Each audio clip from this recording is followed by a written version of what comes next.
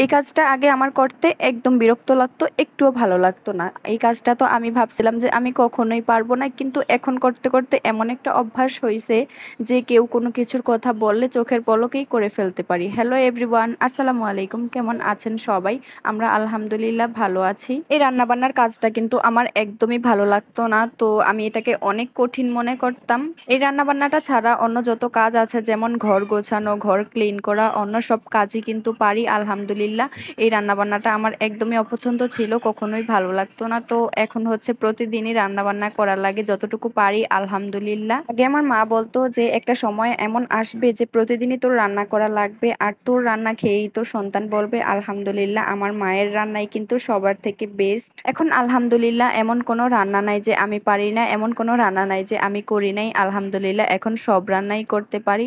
তো সবকিছুই আমি সব সময় রান্না করি, সবকিছুই রান্না করেছি, কিন্তু পোলাওটা আমি কখনোই রান্না করি নাই আগে, কারণ পোলাও রান্নাটা আমার কাছে অনেক কঠিন মনে হতো। আর ভাবতাম যে পানিটা একটু বেশি হয়ে গেলে হয়তো পোলাওটা নরম হয়ে যাবে, একদমই ভালো লাগবে না। পোলাওটা ছাড়া আমি অন্য সবকিছুই রান্না করেছি, যেমন বিরিয়ানি, খিচুড়ি, সবকিছুই রান্না করছি, কিন্তু পোলাওটা রান্না করতে আমার অনেক ভয় লাগতো। তো ওই দিন হঠাৎ করেই সাহস করে বললাম যে আজকে আমি পোলাও রান্না করব। তো পোলাও রান্না করে পরিমাণ মতো পানিটা দিলাম। তো খাওয়ার পর তো সবাই আলহামদুলিল্লাহ অনেক প্রশংসা করছে, যেহেতু প্রথমবার রান্না করছি।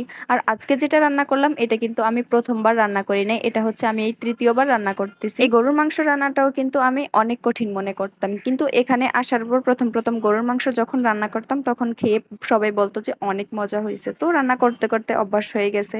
এখন দেখা গেছে যে প্রতি সপ্তাহেই গরুর মাংস রান্না করা হয়। তো পোলাওটা আর বেশি রান্না করা হয় না, যেহেতু খিচুড়ি, বিরিয়ানি আমাদের বাসায় বেশি খাওয়া হয়। তো আমার আজকের রান্না বান্নাগুলো আপনাদের কাছে কেমন লাগলো অবশ্যই জানাবেন। আর গরুর মাংসের সাথে কিন্তু একটা রসুন না দিলে আমার কাছে একদমই অসম্পূর্ণ রয়ে যায়, তো একটা রসুন আমি দিয়ে দিলাম।